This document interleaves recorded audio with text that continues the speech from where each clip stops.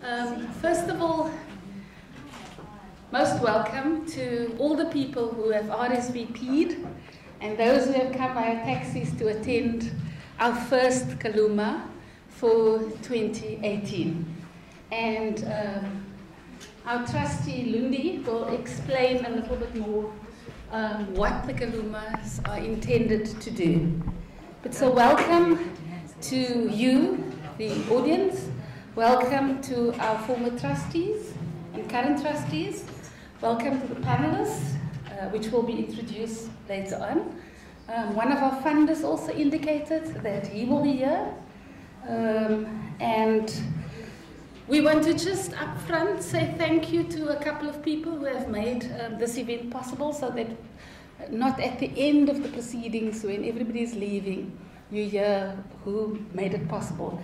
So first of all, just to say thank you to Jenny de Tolly, a former trustee, for all the wines from Khuluma. Yes, indeed. Our trustees Nalundi, Dai, former trustee, and Mary Burton, thank you for all your inputs in getting this event together. And then on the home front, thanks to Jocelyn, Yasmina, and the admin team who have really made it possible for us to be gathered here today.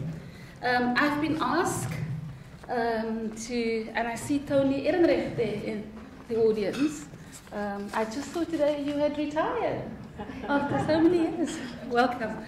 I've been asked to just pay a short tribute to Zola Squahia, because he occupied the position of Minister of Social Development. At the time it was called something else, with welfare in it.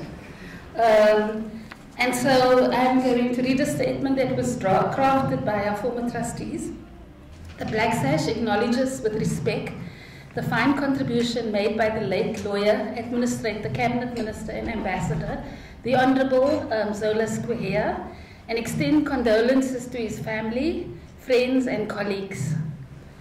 We regard him as one of South Africa's most able, dedicated and honourable elected leaders. Zola Squahia became exposed at an early age to the cruelty of the apartheid policies when his family and his whole community of Luyaho was forced out of Simonstown to Guguletu in one of the many forced removals which took place over the country over many decades. He became a lawyer and a member of the ANC and went into exile for more than 20 years, some of which took him to Germany for further studies. His dedication and administrative skills were put to good use in the establishment of the ANC office in Addis Ababa, later in Lusaka.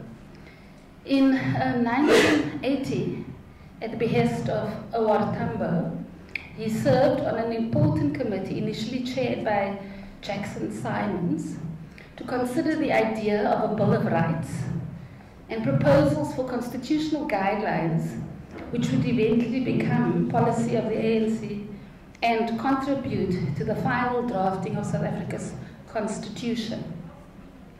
In 1984, he was appointed Minister of Public Service and Administration in the first cabinet of the new government under President Nelson Mandela.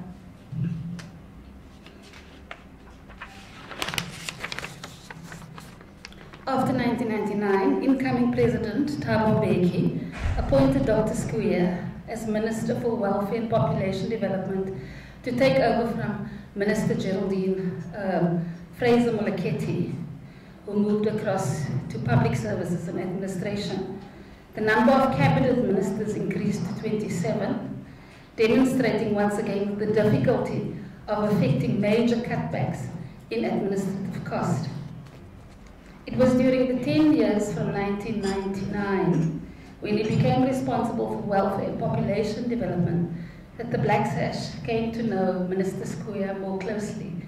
Staff members and volunteers have worked intensively with his predecessors, Fraser-Moleketi, with regards to complex issues of social pensions and grants, as these were gradually unscrambled from previous racially differentiated categories. The Black Sash's annual report of 1997 records the challenge the organization faced in its less adversarial relationship with the new government. While we drove the child support benefit campaign, which proved to be a bitter battle at times, we were also being drawn into serving on a government task team to look at the disability provision. Minister Fraser Moleketi's objective was to extend the new child support grant, the CSG, launched in April 1998, to an eventual 3 million children within 5 years. And in order to do this, to reach the millions of Black African children who had previously been excluded from any social assistance provision, budgetary constraints led to the grant being set at a very low minimum of 100 Rand per month. Under Minister Skouya, the newly named department, the Department of Social Development, embarked on a series of procedures to take forward the work of providing social assistance. During the 10 years of his ministry, there were notably changes in improving the administration of social grants, at least in the urban areas, and also increases in the amounts received by the beneficiaries. However, there were also hurdles to overcome. Applications for social grants could take many months to be processed, so that the applicant, a pensioner for example, would be without any income for that period. Regulation 11 in terms of the Social Assistance Act has been introduced under previous administrations, limiting the payback money owed to new grant recipients to a minimum of 3 months, regardless of how long it took to process the application. The Black Sash believed that this was an infringement on the constitutional right of applicants and sought to have the regulation amended. The minister was sympathetic and supported the concept, but staff in his department delayed and seemed to avoid the issue, so that in 2001, the Black Sash eventually brought the case to the Constitutional Court and won. It was during this time that stories circulated within the Black Sash about its representatives meeting Minister Skouya on different occasions and quoting him as saying, "I don't want to appear in the court in opposition to the Black Sash," and regretting that the departmental staff has not amended the regulation. It was also murmured that he had asked the Black Sash whether it would not take over the implementation of social grants. This would be repeated in other cases more recently. However, we do not have documented corroboration of this. The annual report of the Black Sash in 2006 records that during the year, the government established the South African Social Security Agency, SASSA, to manage the system of social grants. This may be seen as a direct result of campaigns, criticisms, and official concerns about the poor administration of social grants. There are many factors behind the emergence of SASSA. One, it arises from Minister Skouya's concern about widespread corruption, dismissive treatment of poor citizens, and administrative effectiveness, and the serious question about provincial delivery systems in certain provinces. On the other hand, there has been pressure from the courts, human rights watchdog bodies set up under the Constitution, and organizations such as the Black Sash demanding fundamental improvements. In this context, the Black Sash has contributed to creating urgent imperative for the emergence of SASSA. The Black Sash contributed to the enabling legislation for SASSA in the earliest years, and more recently, it has given input in legislation and regulations of the Social Services Act. At the conclusion of his office, the problems did not disappear, demonstrating the challenges of transforming a system with a history of discrimination and corruption. Yet Minister Skouya has continued throughout to seek better outcomes for those who most needed social protection. Zola Skouya was a man who served his country well in every sphere in which he worked, and the Black Sash particularly lauds his contribution to our democracy based on the rule of law and the authority of the Constitution, good governance and efficient and well-managed administration, and the responsibility of the country's by poverty and inequality to provide social security to those who are most in need.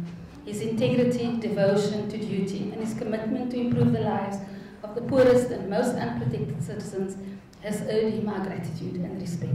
Thank you. The idea behind the Khuluma series is to create a space in which we can begin or continue to have intergenerational conversations around the themes of poverty and inequality. The approach that we've taken in shaping how we go about doing this is that we're doing 4 talks this year around particular themes and particular topics that are related, obviously, to the overarching theme of poverty and inequality. And so this evening we begin with a conversation about social security, which is a great place to start, I think, in a country like ours, where we have such vast levels of inequality. I certainly don't need to explain to any South African citizen what I mean by that. We're all acutely familiar with the reality where in one city you can drive from areas in which generational wealth looks back at you from behind electric gates to areas in which generations of poverty is reflected back at you in muddy puddles of water. And so the reality of the South African situation as regards what it means to live in poverty and what that means to our society in terms of shaping our levels of equality is acutely something that people are acutely aware of. And so I think that social security provides us with a great platform to begin this conversation because it's very intersectional, right? So not only is it intersectional on a personal level, so my father relies on a social grant, and my parents obviously worked quite hard so that I could attend better schooling and so that I could have a life that is vastly different from the life that they have. However, when he doesn't receive his social grant, that means that I need to factor in contributions to make up for the fact that he hasn't received his social grant. And so the knock-on effect, right, for someone who's like me, who's in the middle class, I can afford to do that. But one doesn't realize the knock-on effects that happen for what is termed quite correctly black tax, right? The ways in which state failure doesn't just impact the lives of the direct recipient of the grant, but the knock-on effects and what that means in terms of making real for parents like mine who have worked hard to give their children a different future. And how can you make guarantees like that when you're unable to effectively assist people in making that an actual reality? Because by failing to pay the social grant, you're asking children to step in and take care of their parents, which of course one would hope they would do, but of course you've already made a promise, right, that there's a way for you to help them so that they're not completely burdened. But it's also intersectional because of course it's where we see, particularly in this day and age, the meeting point of politics with a big P and the meeting point of political will, or the lack thereof, and where both of those intersect with the law, right, and the promises that are made from the tip-top at the constitutional level all the way down to what happens at your local post office when you go to collect your grant. So really this conversation sits us quite firmly at the intersection between what are rights on paper and what are rights in actual practice. And so we've gathered a group of people this evening who we think are very well placed to assist us with having that conversation. In the interest of inclusivity, ndizoziphinda ngesixhosa. Kwabantu abasivayo ndizochaza nje ba sizothetha namhlanje ngomba we-social grants. Eyona nto sifuna uyenza namhlanje sifuna uvula indawo apho sikwazi uncokola xa sisonke abantu abatsha nabantu abadala sincokola ngendlela ezibuzayo uba ingaba ithetha uthini na into yothembisa abantu baba namalungelo kodwa xa kufika esiphelweni okanye xa umuntu efika kwi-post office yakhe kuba nzima ukuba ayifumane lo social grant yakhe. Ayincedi mntu into yoba kubhalwe phantsi kumgaqosiseko into yoba unelungelo loba uxhaswe si-state kanti ekupheleni kwemini uzophela ulamba ngenxa yoba eso sithembiso senzelwe i-constitution akho mntu uhoyileyo akho mntu unexesha lokwenza uba ibe yinyani ebomini bakho. I was asked to say something about the lessons which we've all learnt, or we should have learnt, from the social grant litigation which has been continuing for the last few years, and also what it has to say to us about holding the state accountable. Let me just start by retracing quickly the steps which have taken place in that litigation, because I think it's largely incomprehensible to just about everyone except those who have been involved and sometimes also to those who have been involved. It started with a case called the All Pay case. All Pay were a company which wanted the contract to pay social grants. Their competitors were Cash Paymaster Services, whom we've all heard about. The tender was awarded to Cash Paymaster Services. Allpay challenged that award, and ultimately, after a good couple of years of litigation, the Constitutional Court said that the award had been invalid. The process followed was incorrect, but having regard to the consequences of stopping the contract, the court said the contract will continue. It would continue until March 2017, when it was due to end, and before that time, SASSA must either contract with a new service provider or take over the job itself. So it started with Allpay. SASSA then told the Constitutional Court they would take it over, and that this was reported to the court in November 2015. And that led to the first Black Sash case, because the grants were coming to an end. The CPS contract was coming to an end in March 2017, and by February, no step had been taken to put in place a new contract, and the department had given up on its attempts, or SAS had given up on its attempts to implement the scheme itself. At the end of February 2017, the Black Sash went to court with a went straight to the Constitutional Court. That's itself unusual. Said to the court, we need you to step in and do something to deal with the situation. We're in a circumstance where, unless something is done and done urgently, literally millions of people will have their constitutional rights infringed, because there will be no lawful payment of grants from the beginning of April.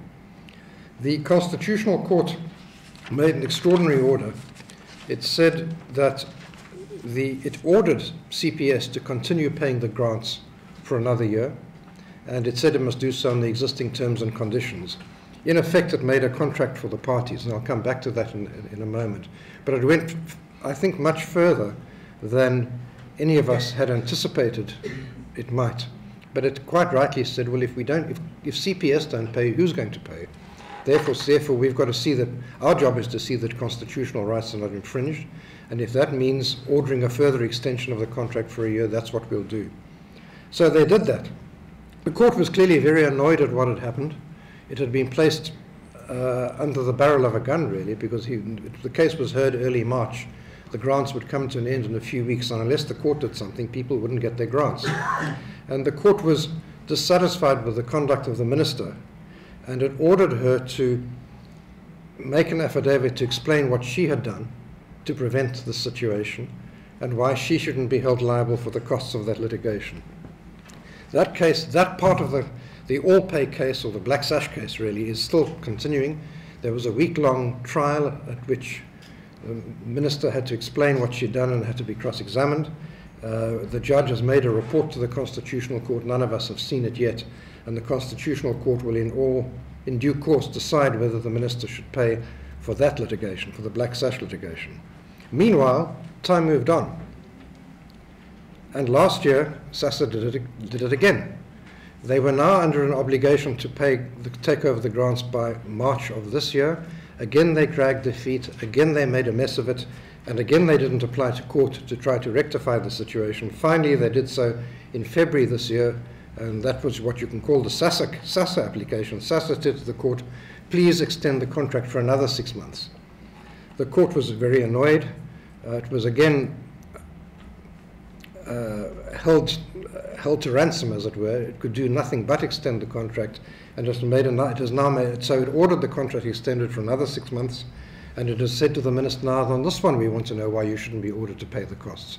And the SASSA CEO, the new SASSA CEO, acting CEO, should also explain why she shouldn't be held liable for those costs. And that part is still, that part of the case is still pending. We're still waiting for decisions on whether the minister will have to pay the costs of the Black Sash case personally, and whether she or the SASSA CEO will have to pay the costs of the recent case. So that's a quick stir, which I hope makes some sense of how we've got to where we are. To my great astonishment, I have to say, it looks as though the payments in April went off more or less without a hitch. The fact that the South African Post Office was going to manage it didn't give me great cause for confidence, but somehow they seem to have pulled it off, although they needed to pull in Cash Paymaster Services again. So what are the lessons? The first lesson, I think, is something about the role of government. when I was in the Department of Land Affairs in the late second half of the 90s, there was a very fashionable thing in governments around the world, which was called steering, not rowing. The theory was that government shouldn't try to do everything itself. It should try to regulate, encourage, nudge, guide, and it should steer what happened rather than take it on itself and get other people to do part of the job. It had partly to do with notions of smaller government, but it also had something to do with notions of what is the appropriate role of government. So steering but not rowing was the fashion. What the Sasa saga tells us is this: the creation of Sasa is partly a steering, not rowing mechanism. It's an agency which is part of government, but which is not directly part of a government department. It's a sort of a hybrid. And the theory was that Sasa would take over what the government officials in the Department of Social Welfare used to do. Well, what we've learned is that didn't work. Sasa made a complete hash of the whole thing. And what we learned, I suppose, is that two things. Firstly, steering not rowing is all very well, but you've got to have very smart steerers to be able to do that. The steerers have got to be really smart, well-informed, and able. It's much more difficult to steer than to row. And what we've seen, is Sasa simply incapable of doing that. The consequence is, it's all, I think, part of a consequence, or a consequence, of a general hollowing out of the administration and the hollowing out of government, where more and more of what government does or is supposed to do is contracted out to people in the private sector, to consultancies, to lawyers, to auditors, to management firms, to all sorts of people. More and more of what government does or is supposed to do is contracted out. And what we've learnt, I think, from the Sasa debacle is that that's fine up to a point, but government has to take control and has to do it very skillfully, and there's been a failure, I think, across the boards on that front. That's the first lesson of the litigation. The second, perhaps the second lesson, but although it's really the first lesson of the whole saga, is how important the Section 27 right to social security and to social assistance has been. That was one of the socio-economic rights which was introduced in the Constitution, first in the interim Constitution and then in the final Constitution of '96. And everybody said, well, not everybody said, many people said, how is that going to work? How do you have a right which creates a positive obligation on government to do something? Because usually we think of rights in the traditional way as limits on the powers of government. The traditional liberal notion of rights as restraints on government, which is also, of course, part of our Constitution, doesn't really allow for the notion of rights which place obligations on government to take positive action. And South Africa was one of the first countries to introduce such rights into the Constitution, and for good reason. There was a lot of debate about whether this would be meaningful or whether it would just be pie in the sky and aspirational. Well, I think what we've seen with the Section 27 right to social security and social assistance is that it does have bite. It has bite at a political level, and it has bite at a legal level. It has we wouldn't have, I believe, child support grants, certainly not of the kind we have, and certainly not to the age level which we have, unless there was a legal mechanism behind it and a legal obligation behind it. The social grant system, for all of its defects, is one of the jewels in the crown of the post-apartheid government. It's an extraordinary achievement. And it's difficult to think that we would have had it without the Section 27 right. Lynette told the story of the 2001 litigation which the Black Sash brought. Just to recap, what that was about was government officials in departments of social development, provincial departments, found a very clever way of saving money. They delayed paying the grants, so they would sit on applications for some months, and they amended the regulations to say that your right to the grant only accrues when it's finally approved, when the application is approved. Previously, the regulation said your right accrues from the day of your application. They changed the regulations to say it accrues only from the day when it's approved. They then delayed the approval, and as a consequence, they saved a hell of a lot of money at the expense of the poor. The Black Sash went to court on it, and the court set aside that regulation. And I'm told by very well-informed people. There was a debate in Cabinet about what to do about it, because it was costed at an additional 3 billion rand that would have to be paid in back pay to people who'd been deprived of their grants. I think it wasn't anything like that in the end, but it was a very large amount of money. And there was a special cabinet committee set up to decide how to deal with this problem. The source of the problem, remember, was that there was a constitutional right to social assistance. If there was no constitutional right, well, you could delay it, you could defer it, you could do anything. But the fact that there was a right meant that you couldn't say it only comes into effect, the right comes into effect when it's approved. So there was a special cabinet committee set up to work out what government should do about it. And I was told the following by a person who was, my one name, who was present at the meetings of the cabinet committee. He said it went like this. The members of the cabinet committee were Trevor Manuel, Minister of Finance, Penwell Maduna, the Minister of Justice, and Zola Skweyiya, the Minister of Social Development. And I said, what happened at the meeting? He said, well, Trevor Manuel said, this is 3 billion rand. How can a court tell government how to spend 3 billion rand? That's not right, he said somewhat strongly. Penwell Maduna, I said, what did Penwell say? Penwell said, well, that's what the court's ordered. That must be what the Constitution means, and that's what we'll have to do. And what did Zola say? Oh, Zola just smiled, because he'd got an additional 3 billion rand into his budget through the right to social assistance. He wasn't going to raise any complaints, and he was delighted that the case had been brought up. The next time I saw him, we were on a platform together, and he stood up and said, if it wasn't for the Black Sash, this would never have happened. Hurrah for the Black Sash. So the right to social assistance, he was a very fine man, Zola. The right to social assistance has been a huge achievement, and it has had bite. That's not to say that it's been perfect. There's been sharp practice by CPS.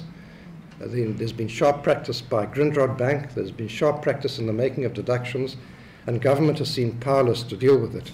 But it seems to me the lesson is that socioeconomic rights really can have both political and legal bite if the circumstances are right and if they're skillfully used. And that's how that works is a longer speech than I can make tonight. Thirdly, I wanted to say something about mechanisms. The third lesson is the need for accountability of officials. And the Constitutional Court has now sent a very strong signal to ministers that they can be held personally liable for things that go seriously wrong where they've been negligent. We've had in the past a few cases where officials have been held liable, but now the court has said, well, actually, it's the minister who's responsible. They said the minister's responsible to ensure that grants get paid. That doesn't mean she's responsible for what is done by every single official. But if there's a systemic failure, then the minister is at fault and is liable, or maybe is liable and maybe personally liable for the costs. And I think that's going to have a significant impact on accountability and enforcing the rights. The fourth thing I want to say something about briefly is what the case demonstrates us, the Black Sash case demonstrates to us, is the courts have got very wide remedial powers. What the Constitution says is that where something has happened which breaches the Constitution, the court can make a variety of sorts of orders, but they're all qualified by, they can make any order that is just and equitable in order to remedy the breach. And what we've seen is the extraordinary situation of, as I say, a court effectively ordering a continuation of a contract. The court says very frankly in its judgment, this is about as far as we can go. This is really stretching the bounds of our power and our jurisdiction. We don't run government. It's not our job to run government. But in circumstances where millions of people will go without grants, if nothing is done, we have to do something. So the remedial powers have been stretched right to the edge, and that's very significant. The fifth thing the court has said is that if government outsources its functions, as it has to Cash Paymaster Services, then when Cash Paymaster Services does that job, it's part of the state. It's an organ of state, and it's held to the same duties and the same standards as an organ of state. You can't contract out of constitutional obligations. I'm sure Nomonde is going to say something more about that, so I won't go further than that. But it's a very far-reaching proposition at a time when there's a lot of talk of steering, or less talk of steering and not rowing, but there's a lot of that going on. It's very important that those who are rowing become part of the state when they take on that job. The sixth thing that we learnt was the invention of a new mechanism. The Black Sash proposed in the Black Sash case that the court should appoint a panel of experts to advise it on the process of changing the system of grant payments and on what was being done by Sash. Somebody, in other words, with the expert knowledge of a highly technical field to keep oversight and to report to the court. And in my mind, that has turned out, somewhat to my surprise, I was a bit skeptical about it. It's turned out to be a very great success. A very highly skilled panel was appointed. The court asked all the parties to make suggestions as to people who should be on the panel. They've put together a very skilled and competent and energetic panel, and they've produced reports which have really held SAS's feet to the fire, have held CPS's feet to the fire, and have probably saved us from a catastrophe. If it weren't for the panel of experts, the whole thing might have crashed this time around. So we've learned something new. We've learned about a new mechanism of courts getting assistance from experts to advise them on how to manage a problem. Finally, and probably the most important in the present context, what we've learned is what we should have known all along, which is that rights on the statute book or on the Constitution don't enforce themselves. They're only enforced and they only become real when people enforce them and make them real. And we've learnt about the importance of civil society in making that happen. The Black Sash, every time I come to Mowbray, I go past Long Street where the Black Sash shared offices with the Institute of Race Relations, which I was also involved. I first learnt about the pass laws sitting in that office, listening to Mrs. Melindy and listening to Noel Robb, dealing with clients of the Black Sash, and it was where I think I first saw some of the truth of South Africa as a very young man. The Black Sash has been doing that for a very long time. We've seen again how important civil society organizations can be. We've seen that litigation properly used can be, and strategically focused, can be very effective. The courts can't do everything, and the courts shouldn't be asked to do everything. It's not the job of the courts to run the government, and in fact the courts, I think in the last year or 18 months, have been pushed to the very limits of what is appropriate for them. I think there's been a real risk of overreach. I think they've drawn the line in the right place, but I think we can't depend on the courts to bail us out. It's dangerous, it's bad for the legal system, it's bad for the courts, and most fundamentally it's bad for our politics, because that's not how democracy works. Democracy shouldn't work with everything being decided by courts. So the role of civil society is very important in mobilizing people, mobilizing public opinion, and mobilizing people to exercise their rights and to challenge breaches of their rights. I think it's a lesson which we all really know.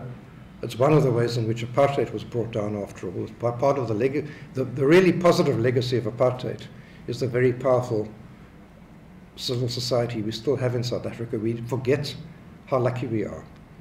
And I'll close with this thought. Lindy mentioned that I'm a trustee of the Sigrid Rousing Trust, which is a UK-based trust which funds human rights work all over the world. It spends about £25 million every year. And when the grant applications come through, I often look at them and I think, that couldn't happen in South Africa. That could never happen in South Africa. And when I ask, why couldn't it happen in South Africa? It couldn't happen because we have a powerful constitution, we have effective and independent courts, we have independent and skilled journalists, and we have civil society organizations which make the rights work. And I think we need to count our blessings and strengthen those blessings. We should never take that for granted. Thank you. So, as most people here know, South Africa contracted with Cash Paymaster Services to provide social grants to social grant beneficiaries a few years ago. Cash Paymaster Services, is no secret, is a company, and as such, it operates for profit. The state obviously does not operate for profit. It provides services for service's own sake, whereas CPS does so for profit. It's a company also held by Net1, which is a company registered in the United States and a company also listed on the New York Stock Exchange. So CPS has been accused of reducing the money that actually goes to social grant beneficiaries through social grants. The critique comes from social grant beneficiaries, and it's kind of a complicated story. But in essence, what happens is that the state gives money in bulk to CPS, who then have to distribute it to social grant beneficiaries, but not the entire amount due to those social grant beneficiaries reach them. And this happens through a variety of different ways, through deductions, but deductions for things like funeral policies or airtime, or for administrative services, depending on what route the social grant takes. But what's also important, and I think particularly for my presentation on the Writing Principles in BHR, is the fact that CPS's parent company, Net1, as I've said, is listed in the New York Stock Exchange, but it's also a company that has, for which the International Finance Corporation has shares in. And this presents an opportunity for advocacy from an accountability point of view. In discussing what different mechanisms one may be able to use going forward in addressing the social grant crisis, I think it's really important to note what social grants actually are. And Jeff has spoken to it, I think, to some degree, but social grants are not a form of altruism or philanthropy by the state. It's not a kindness, it's not a sense of humanity, it's a human right. It's a human right that is contained in the constitution of the country, and as such is a human right that is actually enforceable and justiciable. Jeff mentioned that the historic notion of human rights has been this sort of civil and political concept, where it's kind of the state has an obligation not to interfere with the human right. So if human beings have the right to vote, the state has an obligation not to place limitations on that right by race or economic status, as has been done in the past. But social grants and other socioeconomic rights are unique in the sense that they actually place positive obligations on the state to realize. So it changes the paradigm from being a do not harm to actually realize. And it is within this frame of mind that we must consider CPS. For all intents and purposes, CPS kind of stepped into the shoes of the states when it contracted with the state to facilitate the distribution of social grants. And as such had both positive and negative obligations to social grant beneficiaries, in my view. Positive obligations to ensure that social grants are actually reach beneficiaries. So to actually provide the facilities, to provide the cards, to do all that, but also a negative obligation, in my view, to do no harm. So if the substance of the right is the provision of social grants, which is what it is in this case, then at the very least, the negative obligation on an entity like CPS would be not to reduce the social grants, because doing so would be actively deviating from that right. But one must understand that the right to social security is not unique. I think you've said that South Africa is one of the first countries to have it, but it also sits somewhere in international law as well. So Article 9 of the International Covenant for Economic, Social and Cultural Rights speaks to the right to social security. So too does General Comment 19 that was issued by the Committee on Economic, Social and Cultural Rights. So this right exists at a domestic level, but it also is at least recognized at an international level. And this is important for two reasons. The one is that when social grants are reduced, that this actually constitutes a violation of human rights.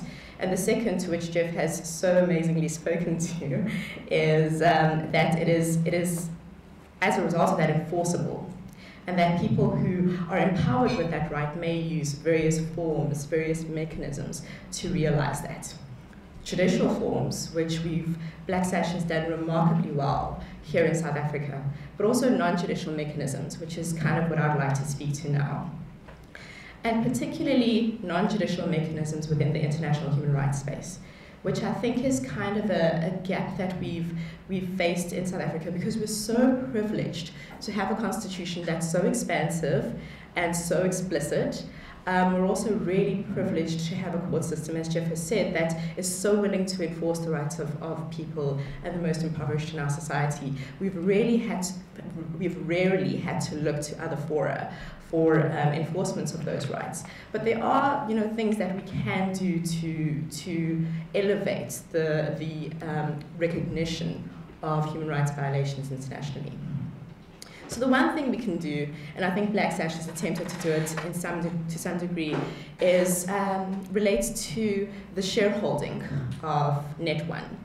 So as I've said, CPS's parent company is Net1. Net1 is owned, or at least some shares, the International Finance Corporation is a shareholder within Net1.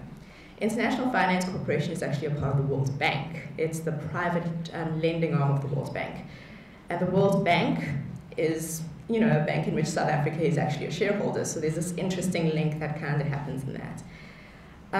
The articles which forms the International Finance Corporation provide that its purpose is actually to further economic development, and that it's supposed to do so in association with private investors, such as CPS, and assist in financing the establishment, improvement, and expansion of productive private enterprises that would contribute to the development of its members' countries. Right. So the IFC's shareholding within CPS should fulfill that mandate. It should actually attempt to further economic development within a particular country. And to the extent that it fails to do so, the International Finance Corporation's performance standards set out particular operational and lending activities that must be performed by any entity with which the IFC interacts. For instance, Performance Standard 13 provides that CPS must conduct social impact assessments, and that its client must establish and manage a program of mitigation and performance improvement measures and actions that address identified social risks and impacts. What this means is that CPS not only has obligations, as we've mentioned, from a domestic point of view in terms of its identity as an organ of state, but also has obligations as a client of the International Finance Corporation, and has to ensure that it identifies social risks and impacts.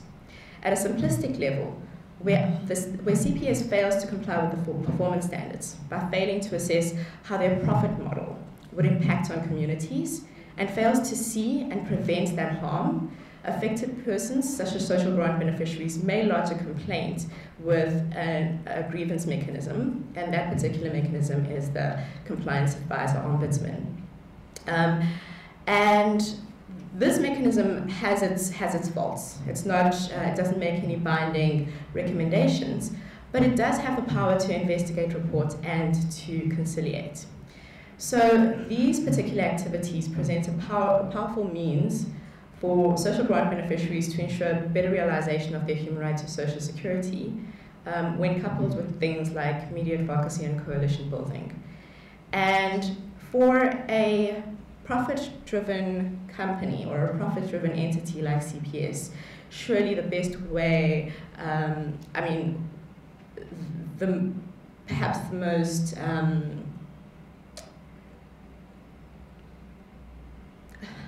I guess I want to be a little bit careful with my words, but given how mindful and how profit is really the primary objective of the CPS, perhaps kind of kicking it where it hurts at its profits level would affect a business model, would affect the adoption of a business model that's more mindful to social development. So there's an additional thing that I just wanted to mention related to also international law, but related to international law and corporations specifically. So unfortunately, South Africa has a fantastic constitution which provides that to a limited extent, private entities or juristic persons may have obligations, may have human rights obligations. This idea doesn't exist in international law. But there is a move towards that kind of conception. So there's the United Nations Guiding Principles on Business and Human Rights, which provide that corporations should at the very least respect human rights. But there's also a growing trend in international law that's actually interestingly championed by South Africa at the Human Rights Council to put in place a treaty that will make corporations bound to human rights internationally. This would be remarkable for a company like CPS, particularly because it is a transnational corporation. I was going to go through the particular sections, but I don't think that's necessary. But I would like to present some potential suggestions for a way forward using international fora. The first would be to use the Universal Periodic Review mechanism. So this is a mechanism where South Africa reports to the UN essentially, to the Human Rights Council on its progress in realizing human rights. But NGOs actually have the power to make independent shadow reports or reports to that particular mechanism and can speak to the complicity of the South African states or lack of complicity, if that's where it's at, in relation to CPS's contract. Secondly, there's also, I mentioned it before, the Committee on Economic, Social and Cultural Rights, which also has the ability to report on South Africa's compliance with its obligations. And like I've said, the right to social security kind of exists on an international level. And finally, there's this process for the creation of a binding treaty on business and human rights, as well as the UN Forum on Business and Human Rights. And these could serve as a means to highlight the nature and scope of this particular violation, to further encourage the state to take steps regarding CPS's complicity. So these, for the most part are related to the state, and that's the, unfortunate part about international law. But hopefully, given the jurisprudence that's, emerged from the court, would be able to extend to corporations going forward. Thank you. The stories that I want to share with you are what some of the beneficiaries in the room may be also able to share with us, but tells you the story of an individual. So as Jeff says, we've got a fabulous constitution and we've got a Section 27 right, which places an obligation on the state. And yes, we do have litigation mechanisms which can hold government accountable. But that case took us 5 years to build to get to that point. And that 5 years, people died, households went without, and those grants were severely eroded because of the things that Nomonde mentioned in terms of the fact that the service provider that was contracted by the state was a company that builds itself on operating on profit. And it chose the most vulnerable in our community to prey on in order to make that profit. So they used the state, the contract that they had received from the state to provide services to our most vulnerable and eroded those rights by taking away from them. And that is the work that the Black Sash does on the ground, and that is the work that the Black Sash does in partnership on the ground. So the Black Sash does not work on its own. So while I love the fact that we've heard the Black Sash, it's my opportunity to say that we do not work alone. We have amazing eyes and ears on the ground, and some of them are here with us tonight, so thank you for that. But if our community partners were not there operating in the 9 regions across this country, we would not know how those rights were being eroded. We would not see the reality on the ground, how those rights were being taken away from the beneficiaries. One of the issues that we picked up and that the Concord found in our favor in the Black Sash case was the issue of the protection of confidential data of beneficiaries.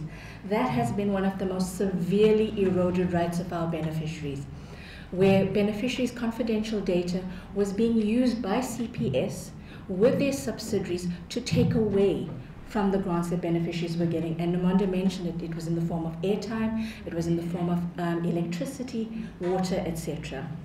And by doing that, households actually did not have money for themselves for that month. And they targeted beneficiaries directly because of the fact that they had a stable income. In terms of one of the cases that the KZN regional office worked on, beneficiaries were targeted specifically because they were the recipients of older persons grants and because they were the recipients of disability grants. And what this means is that they knew that this was an audience that was already captured for the sake of the fact that they were getting grants on a monthly basis and this grant would continue. So that they knew that if they did a deduction from this beneficiary, that deduction could continue unabated because this was a constant income. But while we've spoken about corporate entities being the ones that preyed on these beneficiaries, yes, this was a corporate entity that took advantage of confidential information they had. But the question that we ask as the Black Sash is who gave this company access to their confidential data? This was not a Net1 company. This was not a CPS subsidiary. This was an individual company that was operating on its own, where brokers went into a very impoverished community, went door to door to identified beneficiaries and spoke to them with the promise of food parcels because they were state grant beneficiaries, and tricked them into opening a funeral policy that they did not even know that they were entering into. And this deduction started 2 months after that initial engagement and continued for about a year before the Black Sash and the community partner intervened. Thankfully, due to our intervention, there was a good ending to it. The company took responsibility and ownership of their brokers who were misbehaving. They had those brokers fired. The CEO himself came into their community, apologized to those beneficiaries, paid them back, and paid them interest on that.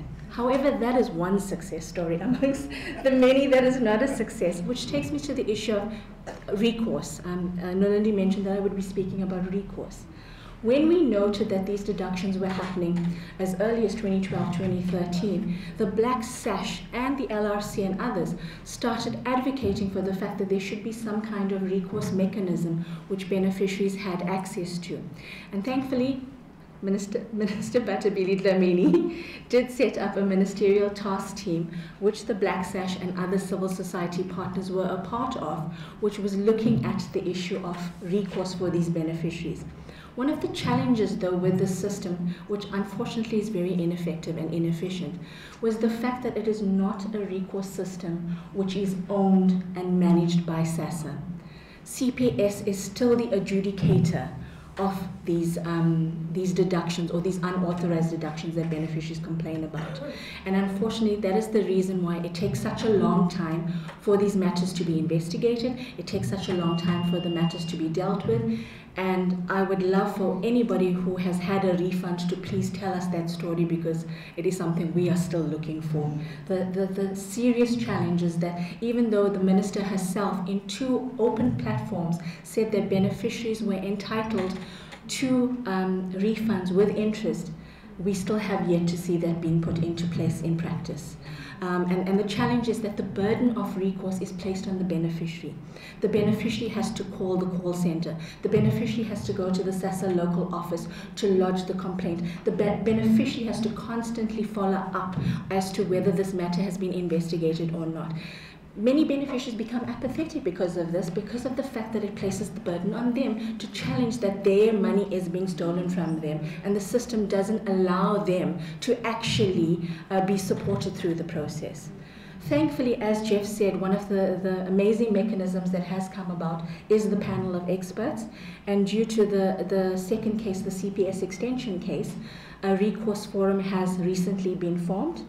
The Black Sash, together with civil society, government institutions and service providers to government on this contract, are part of that recourse forum. And one of the things we want to look at is that existing recourse mechanism, the challenges that we have found on the ground with this recourse mechanism, and how in this transition phase with the new payment system coming into play, how that is actually going to assist beneficiaries rather than challenge them to get access. So that was the one issue in terms of the confidential data.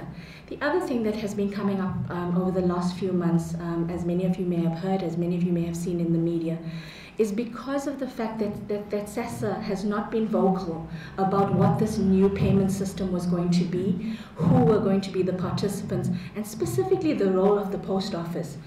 Where were they going to pay out? When were they going to pay out? What does the card look like, etc.? I mean, these are still questions that we're fighting with about every day. It has been a torment with the Black Sash, to put it mildly, to try and understand this system and to understand what it means on the ground for each beneficiary. And what this has, because of the fear and uncertainty, because of the lack of communication by the government institutions, this has allowed corporate entities to now slip into that gap over the last 3 to 4 months and continue to prey on beneficiaries and tout to them and aggressively market their products to these beneficiaries without the beneficiary understanding exactly what the impact of this new entity they were entering into.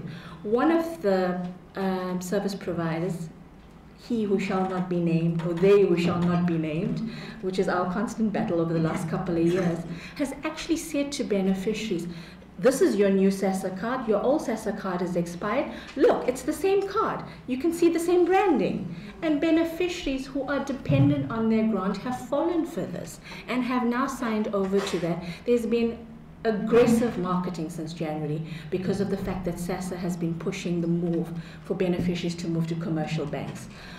One of the service providers who is affiliated to Net1 CPS sits outside the SASSA local office and has access to the beneficiary before they enter the SASSA office.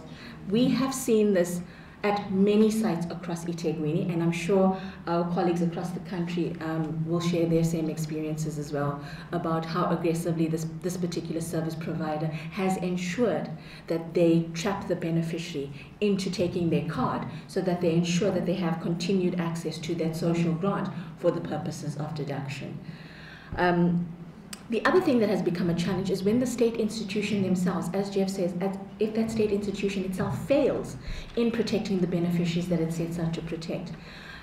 We were all worried about what was going to happen on the 1st of April.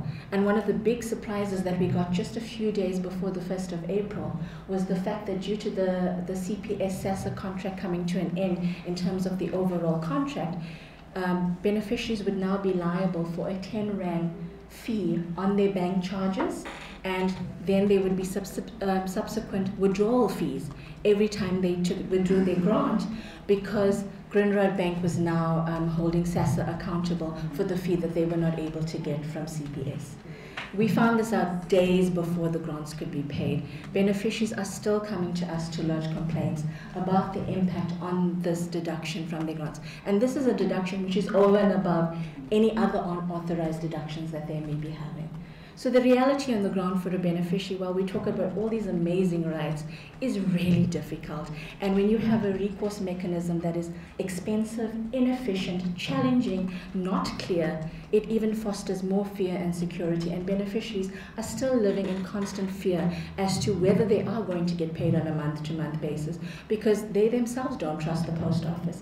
Many beneficiaries are coming to us and saying that the post office is too far away. They don't trust the post office. They want to go to the cash pay point because this is the mechanism that they trust. This is the viable method that works for them. So we hope that in this transition phase and going forward, beneficiaries' needs will be taken into consideration. And just to speak a little bit about this post office account, while we know that this is the account that we advocated for, which is the special disbursement account in terms of the post office, which has which is a ring-fenced bank account with a number of free services, etc. The challenge is that we've just heard that they're supposed to have gone live in Cape Town and they're supposed to have gone live in Johannesburg, and if all reports are saying what we've been hearing, they didn't go very live. In eThekwini, we've actually phoned around, and SASSA officials themselves have said to us, they don't know what that new SASSA card looks like. They've never seen it. Post office officials are sitting in SASSA offices in eThekwini as we speak without cards and are still giving beneficiaries their own post bank card rather than the supposed SASSA card that should have been effective as of technically the 1st of April, and then the date moved to the 16th of April, and now we hear that the rollout is only going to happen on the 1st of May. And this brings us back to what's that impact going to be on that CPS extension? Because that CPS extension was for the 1st of April to the 30th of September, and while we know that portion was only for the payment of cash grants, we're wondering now, is this delay and any further delay that could come up going to impact on this particular contract, and will we see another situation like deja vu, where we will have to go back to court for the third time, possibly somewhere in September, and have to deal with the situation again? It's like, you know, CPS is becoming a rash that you can't seem to get rid of. So, you know, but if all things being equal in life, if the solution between the post office does become a viable solution, if they do actually get their act together, and if they do get the resources together, and if they operate the way that they have promised us as South Africans that they will operate, this could potentially be a good permanent solution, and could be something that we as civil society can also hold accountable and look towards, because of the fact, as Jeff said, if you are performing a state of an organ of state function, you can be held accountable, but the post office is actually already an organ of state, and then there are better accountability mechanisms for civil society to actually adhere to.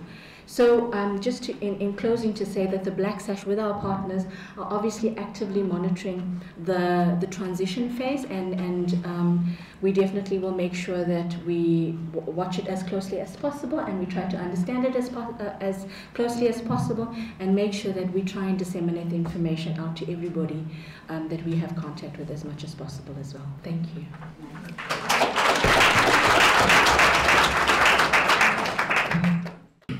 3 quick issues.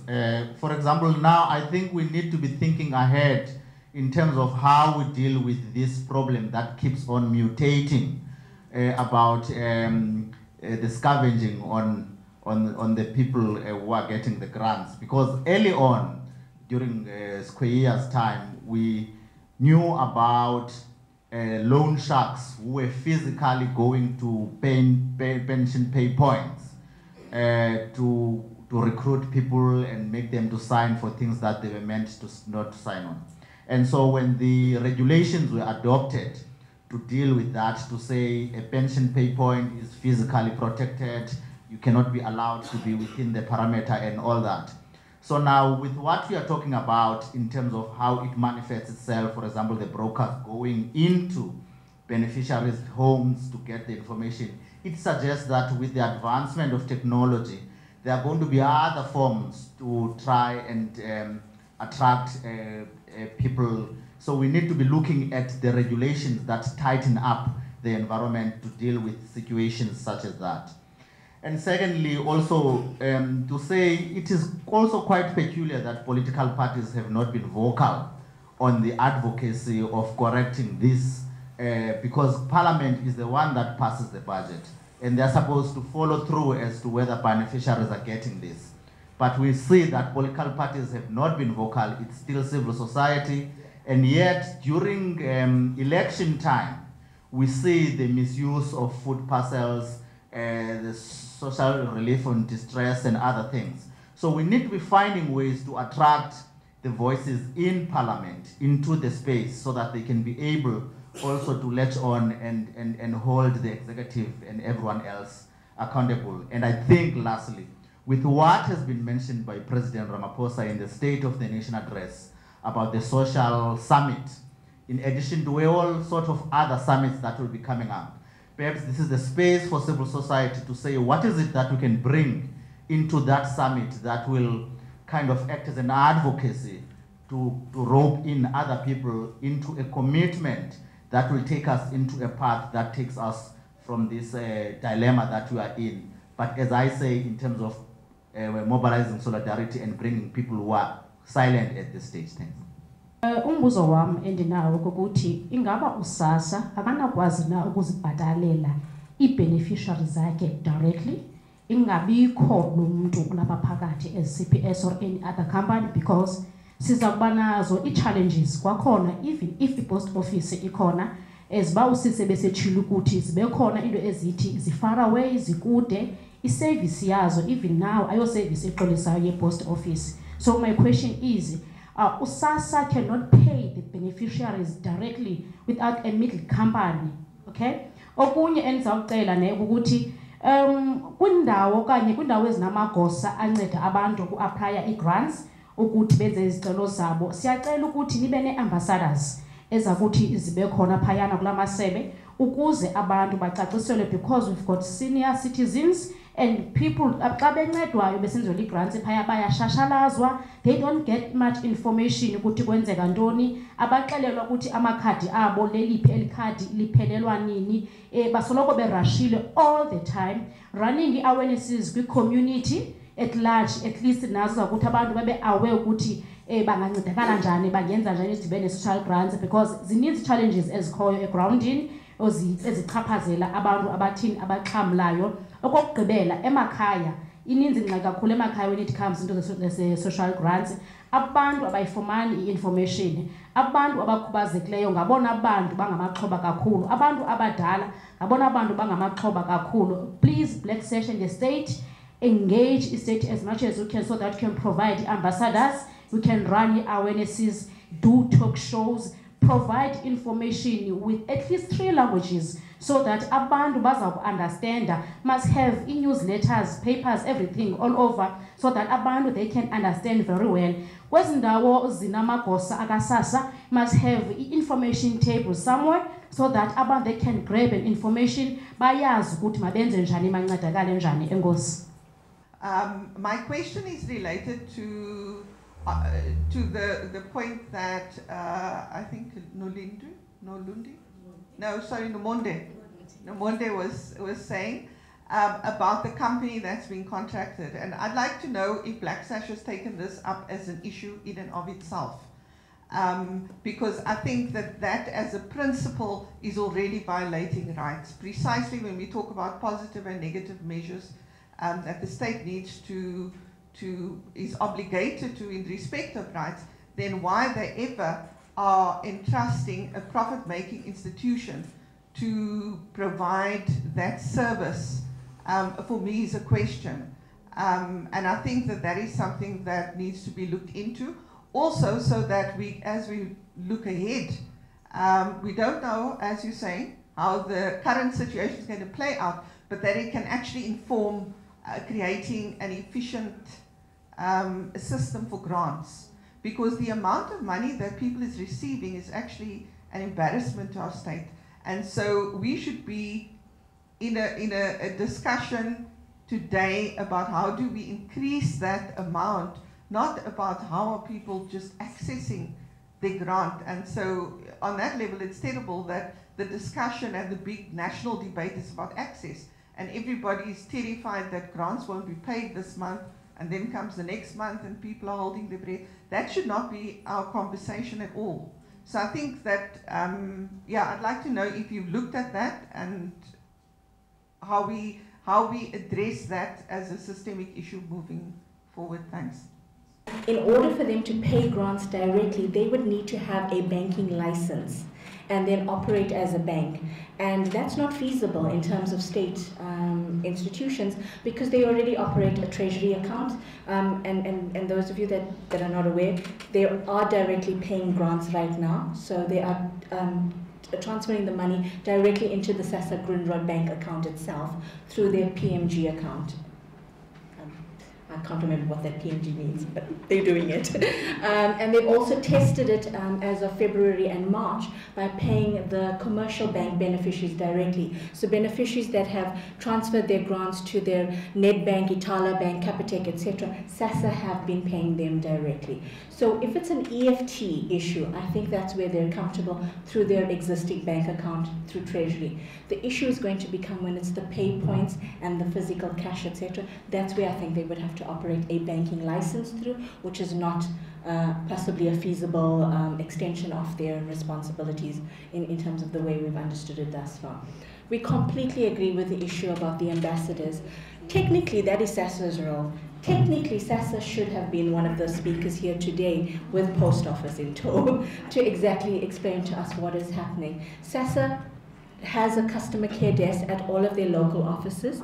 Sadly, they do not have dedicated staff that operate these customer care desks, so they actually rotate their staff either on a daily basis, a weekly basis, a monthly basis, which presents a challenge in itself, because it means the information I get today is not the information I will get from somebody else tomorrow. So if I've thought I've brought all of my documents today and I come back tomorrow with them in tow thinking I'm going to do my application, that individual's actually going to say, but you know what, you need an affidavit affidavit, go out, get your affidavit, and then come back, etc., etc. But it is their role and responsibility. Also with the pay points, a customer care person is supposed to be active at every pay point in order to deal with any challenge that that a beneficiary has in terms of their accounts. So if the beneficiary suddenly notices that there is a deduction on their grant that they were not aware of, that customer care person is their first point of contact at that pay point for them to actually lodge that complaint. If there are issues, for instance, now the new SASSA SAPO card is going to roll out, that customer care person should be there at the pay points with the information, telling the beneficiaries, come the 1st of May, when your grant is going to be paid at this pay point, say on the 5th of May, these are the documents you need to come with, this is the process that's going to happen, please note that it may be a longer day, etc. So it's technically SASSA's responsibility and role to make sure that the information gets out there in all of the languages, on radio, etc., and they should be supported by SAPO. With regard to the question about has Black Sash tackled the issue of CPS, I think Nomonde did allude to some of the work that we've done through shareholder activism, and we've not only taken on a CPS, we've taken on Grindrod Bank, through the IFC and other mechanisms, and Alan Gray as well. We've done shareholder activism with one of their shareholders, which is Alan Gray. So we've done a variety of high-level conversations with their shareholders. We also challenge them in every forum that we actually participate in, including the recourse forum that we're on. So in terms of our advocacy initiatives, yes, we have taken them on. But sadly, I think even going into this new transition phase, whoever does get appointed for the cash payments may also be a corporate entity in terms of who's tendered. I'm not sure. I also just wanted to speak to, there was one more question about finding new and more innovative ways of protecting social grants. What we realized when I was working with Black Sash, realized how absolutely remarkable the whole network is. This network of Net 1 companies was created solely for the purpose of benefiting from this particular contract. CPS got the contract, but there was Smart Life, which was created for funeral policies. There was Manje Mobile created for airtime. There was another, I don't remember offhand. Just all these different kind of financial services that were created solely for the benefit of profiting from this particular system. And then when it came that CPS was not going to continue to be making the kind of profit it had been from the social grant system, they created another system where they pushed social grant beneficiaries out of the SASSA Grindrod card system into an Easy Pay account, which, because of a decision by the High Court, operates as a traditional bank account and therefore pushed beneficiaries out of the very minimal protection that could be provided by SASSA. The answer to your question is, we don't know what's next on the cards, and it's very difficult to anticipate how to prevent any kind of future harm without knowing what it is. It's like a game of cat and mouse. We just have to kind of watch where the mouse is going and try and catch them, but we never know, proactively. There's been a very energetic selling of ED or promotion of Easy Pay accounts. The last time I looked, it was just before we were in the Constitutional Court when it was February, March. There were 2 million beneficiaries who had Easy Pay accounts. That tells that of course is the gift that keeps on giving as far as CPS and Net 1 are concerned, because they've now got the people hooked in, they've got their information, they've got access to them, and returning that around is going to be very difficult indeed. Unfortunately, there's been no serious attempt to deal with it. The previous minister, the one thing the previous minister really did believe in did have very strong views about was deductions. She was passionately opposed to the deductions from social grants, but she was simply ineffective in dealing with the matter. Into yokutsalelwa imali iqale kudala ndisavalele bank ndisayikhupha ebank itsalwe ndilele ngo-5 ndivuke ndiye wardrophini ndikhangela ikhadi lam ndifike liphane ne-ID yami iphaya yonke into ndihambe ndiye ebhenki kuthiwa izawubuyiswa ngomso izawukhala ngelaa xesha ibikhale ngalo ibithathwe ngo-5 izaphinde ibuye ngo-5 uba ndihamba ngomso kuyoyithatha iyaphinde iyahamba ngala 5 kwakhona ndancama ndayikhupha ebhenki ndayeka ebhenki ndabheka kwaNantsika kwaShoprite. Yaphinda yenzeka lento kwakhona iyathathwa qho le mali. Nandibuzayo ukuthi iyakwaSASSA. KwaSASSA xa ndifikayo ndinganikwa mkhondo kusekuthiwe ikhampani oboleke kuyimali. Xa ndiyibuza le khampani uba ikhampani ethini kuthiwe ikhampani yamaTshayina. Ndenzelwe i-print out kodwa iveli laa khampani phaya kuvela nje imali yakho ipeyile imali ethile. Andinamkhondo nje ucacileyo.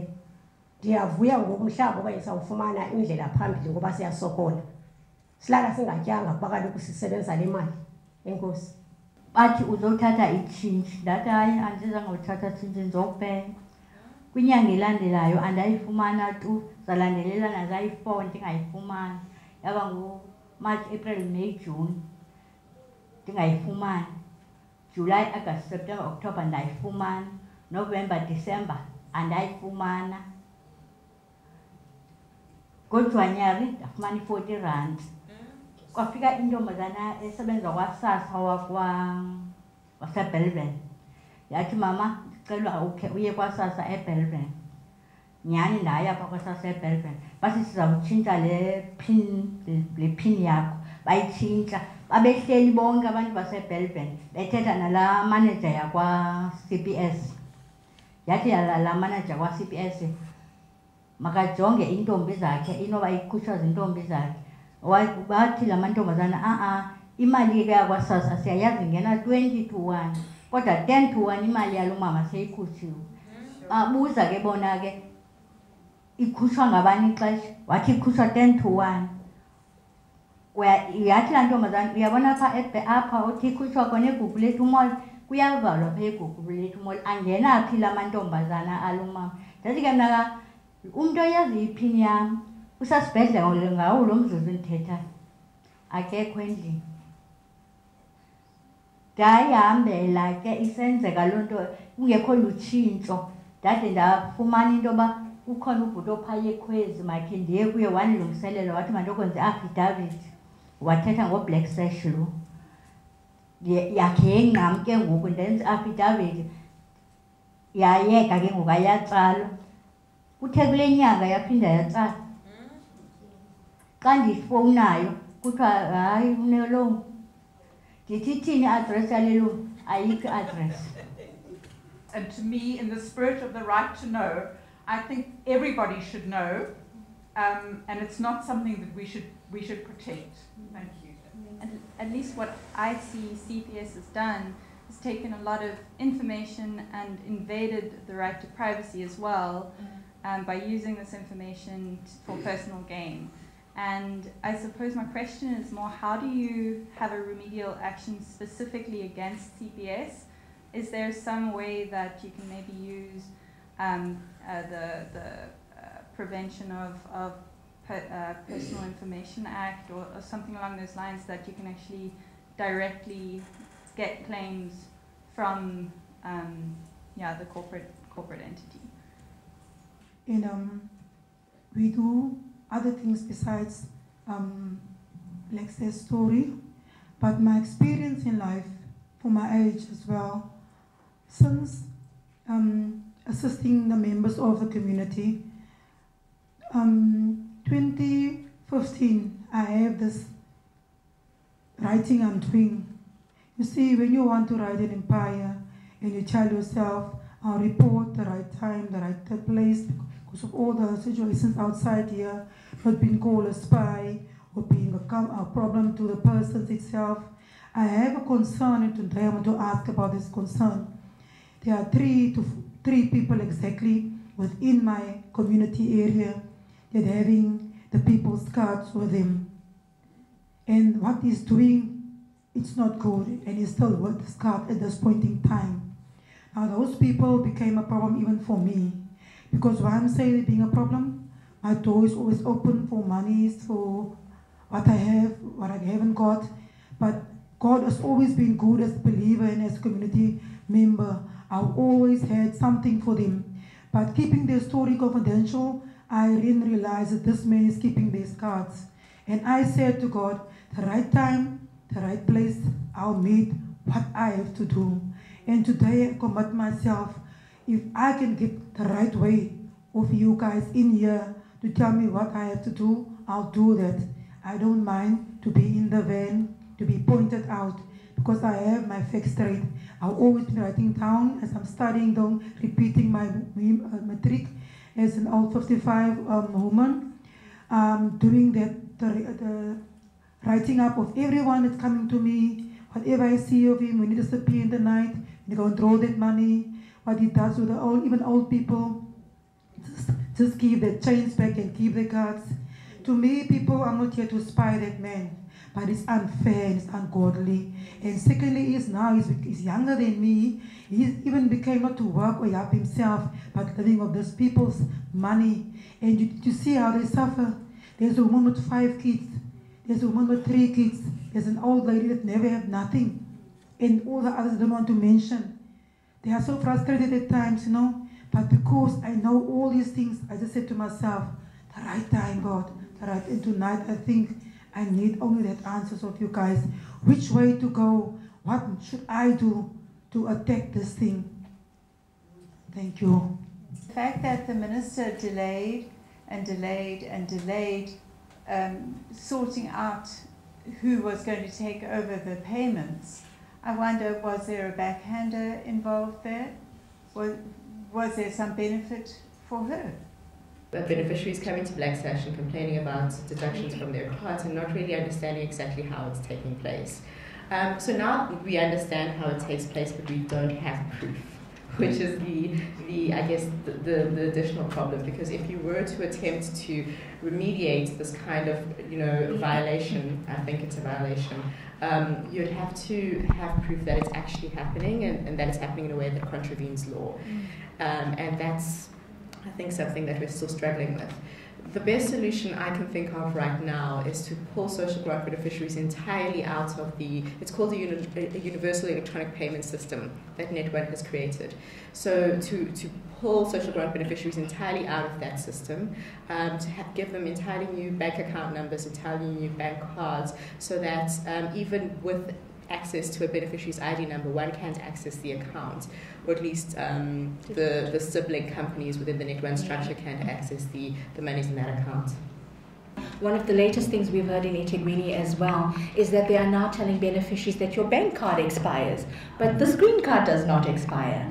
So obviously preying on the fact that beneficiaries are vulnerable and do not understand the banking terrain and making use of that power over them to ensure that they trap them into that EPE card. Eyona nto ephambileyo uba izinto ezinehleleyo ziyabonakalisa ukuba ayompazamo le yenzeke kwiakhawunti zenu. Eyona ngxaki yoba ibolile indlela le ababhatala ngayo i-grants. Ke ngoku uthi umbuzo ke ingaba sithini na isisombululo. Ngexesha sisazama ucingisisa uba singayisombulula njani le nto. Eyona nto ebalulekileyo yoba nina niqhubekeke njalo nijongisise into eyenzekayo kwi-social grants zenu. Ndiyazi ukuba ke ayiloncedo into yoba umane uqokelela uba hayi khange ndiyifumane kulo nyaka, khange ndiyifumane kule nyanga. Kodwa iyanceda loo nto ngoba eyona nto efunekayo bubufakazi bubungqina yoba ikhona into eyenzekayo engekho semthethweni kwi-grants zenu. So siyabulela kakhulu ngento yoba nisibalisele uba izinto ezinahleleyo, nangona singenaso isisombululo ngokulo mzuzu. Siyanikhuthaza ukuba gcinani njalo nani nigcine iliso kwiakhawunti zenu nibone uba kwenzeka ntoni. Nani nizame ungasayini, ningavumi kwenzeke into ngaphandle kwemvume yenu ngoba nyhani ayikho semthethweni le nto eyenzekayo kwiakhawunti zenu. All I would like to salute Black Sash and especially Lynette when we were with her in Pretoria fighting, and she's really an iron woman. Thank you, Lynette. But the burning issues for me is like the Chinese. Mama, I feel for you there at the back, because what I want to bring across tonight is that I didn't plan any questions, but this is really a burning issue. My thing is this: if the state is really concerned about the community and beneficiaries, why would they let foreigners come in, especially Chinese, come in South Africa, set up offices, nicely tiled, very, very, very nice. I mean, really, we two weeks ago we monitored there in Delft. We are from Delft, and we went into this office. The tiles is like porcelain. Tell me, whose money is that? It is the poorest of the poor. And you know what is really like disgusting is that they have forms that the beneficiary must take to SASSA. SASSA must fill it in and bring it back to them. It's a form, so we asked this Chinese guy, listen, tell me, where on earth did you get these forms? He said, no, we downloaded it. That is confidential. And then the other thing is the green card is still a very serious case. From my side, I think because someone have a green card, that means SASSA can step out of the water, because if we phone them, they will tell you, listen here, we cannot tell you anything where your money disappeared. Go to the green card people. So they are standing out of the water. But they gave birth to CPS. So they must be kept accountable for what they did, because why the people is in that green card. That is the other main thing. And ask for his stop payment form. And then Mama went to SASSA for his stop payment form. And then they referred her to another officer that was inside, and then she was very aggressive, and then she said, Mama, what do you want? And then Mama told the story, and then she took Mama's ID and just checked on the system, and then she gave Mama a receipt. And in that receipt it was written, this has been successfully deregistered. That was a prepaid stroke umanje, we don't know that. Umoya manje, yes. And they didn't give the stop payment. They said, like, no, everything is done. You don't have to get the stop payment. But yes, but that number, they said they want the stop payment form that must be emailed to Pretoria. And then we organized the stop payment form. We got it from Zoleka, and we wrote everything that was on that slip. It was, the bank account was from Green Road Bank, and we wrote that account because the money was deducted from that account. And now they phoned Mama to say, no, that was wrong information. They didn't want that information, that account. So meaning that they wanted her bank account, of which SASSA is not deducting from it. Thank you. The people who used to be members of the organization who supported it are slowly dying. We're getting older, you can see the grey hair. In fact, one of our dearest friends, who was an advice office worker, she died at the age of 90-something last month. Really dedicated advice office worker. But we need to build up the friends of the Black Sash. So please make sure that you sign the register this evening and given us your contact details, because we need to build up the list of people who are supporters of the Black Sash. If you're able to help us with a monthly contribution by way of a debit order, it doesn't matter how small it is. It's for wonderful guaranteed income to the organization. And I think there's going to be a collection plate here this evening as well. If you're a friend of the Sash, it doesn't mean that you just support it financially, but it does mean that you are connected to the organization, which in turn is connected to, as you've heard tonight, lots of community partners. And it's a way of keeping in touch. So please make sure that to help you with your debit order contribution, or your legacy, or will, or whatever, there's a little form on the back here. I'm quite sure, having heard the discussion and the speakers this evening, everybody wants to wear a WUG t-shirt, which means hands off our grants. It is a way of walking in the community, doing your shopping wherever you are, and somebody may stop you and say, what is that? Because we want this information to be spread further. If you would like a WUG t-shirt, they're on sale here this evening, as are some books from the Black Sash and other material. please make sure that you, on the way out, get those as well. I think it's been a wonderfully participatory evening. Thank you very, very much to everybody who's spoken from the floor. Thank you so much to the Iron Lady, who has enabled us to have this session tonight. It's quite clear to me that our speakers and everybody who has spoken have made it clear why we have a social security system. It is one way of money coming directly from the taxpayers to government into the pockets of the poorest of the poor. It's one way of addressing dire poverty. It's one way of addressing the inequality between us as citizens in the country. And I do thank each of you for helping us to understand the complexity of what this is all about and sharing really good ideas of ways in which we can follow up. And I wish you all a very good night and a very safe journey home. And I'm sorry that the buses failed to bring some people who were here tonight. And if you are going to be struggling on your way home because the buses are not operating, please take care of the dog. Thank you very much, everyone.